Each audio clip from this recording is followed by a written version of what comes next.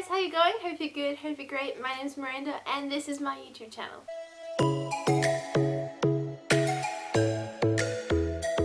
So today's video is specifically for you grade 12s out there who are just starting grade 12 and are like freaking out because this is your last year of high school and you have to deal with everything, like all the things. Year 12 can be scary, I'm not gonna lie, because you're like, this is my last year, the year after that I'm going to uni, I have to have everything sorted, my grades need to be perfect, I need to have fun but still study enough and all these kind of things. And so I just wanted to get on here and do a video about some things that you can do to enjoy grade 12, but also just some tips and tricks that I learned along the way. So I'm just quickly editing this and I realised that it is not the start of the school term, it's actually the end of the school term, but I figured this video would still be relevant for just grade 12 in general. I made this video a little while ago and I just am only now getting to edit it. Yes, it's not like tips for starting off grade 12, but it's definitely tips for the rest of the year, and you can still apply it no matter like what grade you're in as well. So if you can take one thing away from this video, this is it. And it is simply to enjoy your last year, and OPs or your results don't matter really in the long term. Let me expand on that. When you're in school, you get put so much pressure put on you to achieve certain grades, get a really high OPs, then you can get into university. And while that it can be true, some courses do require a high OP, it's not the end of the world if you don't get that OP. What I mean is this: there are courses out there that don't need a high OP or a high grade. Just in case you guys don't know, so OP is like the end of year score for grade 12s. It's pretty much the rank to get into uni. What's actually really cool is that there are bridging courses and other ways that you can get into the course that you want, whether it be through another university who has a lower OP requirement, or you can do a bridging course, which is pretty much a course that gets you the grades that you need to be able to then go into that course that you want to do. It's okay if you don't want to go to uni. It's okay to take a gap year and end up enjoying it and just being like, I'm never going to uni. And it's okay to just not want to go to uni at all. That is not the ideal thing for some people, and that's cool. We all learn differently, we all are different people, so it's okay if you don't want to go to university and study. Another thing, it's okay if you have to change your subjects because you hate it. Like if you're in your uni course and you're like, this is so boring or it's frustrating or you're just not enjoying it, it is okay to change to another course. I changed my course a couple of times. I am so glad I did change. So it is totally okay when you get into uni and you find out that you don't enjoy your course. That's cool. You do you, man. This is not like, no one's forcing you to do anything. This is up to you. This is your study, this is your life, you can choose whatever you want to do.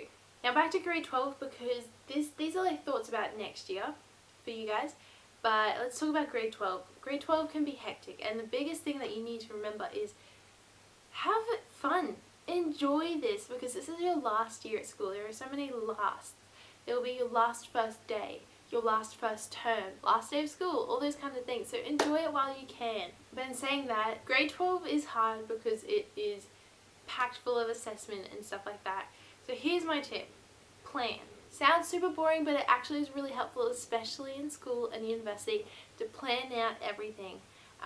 If you already have your assessment dates, I would be getting them out on a calendar, writing out those dates so you can see in advance what you have to do and how much time you have. The next bit is working out exactly what you need for that assignment or that exam. Every assignment gives you a task sheet, and not only a task sheet but a criteria sheet. These are both key to working out what you actually need to do for this assignment.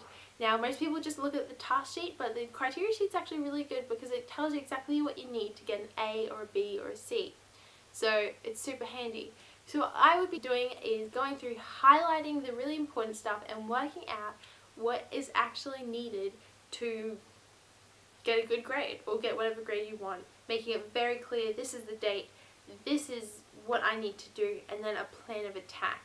Doing that is really good. Another really good tip is to ask questions, and if you're not super comfortable asking questions during class, just stay behind after class and chat with your teachers. I know with my teachers, they were always super kind and would love to do that.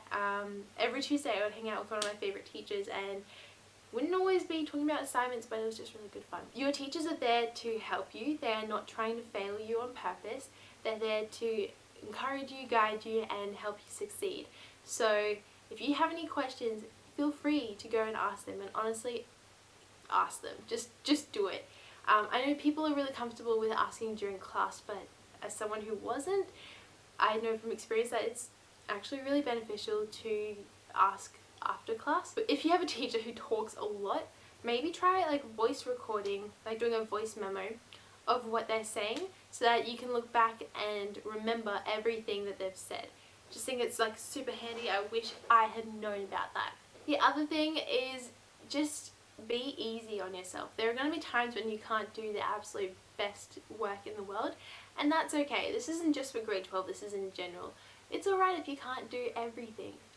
Your best is your best. Your best is your best given your circumstances. And so if you make sure that you are doing your best given whatever is thrown at you, then that's awesome.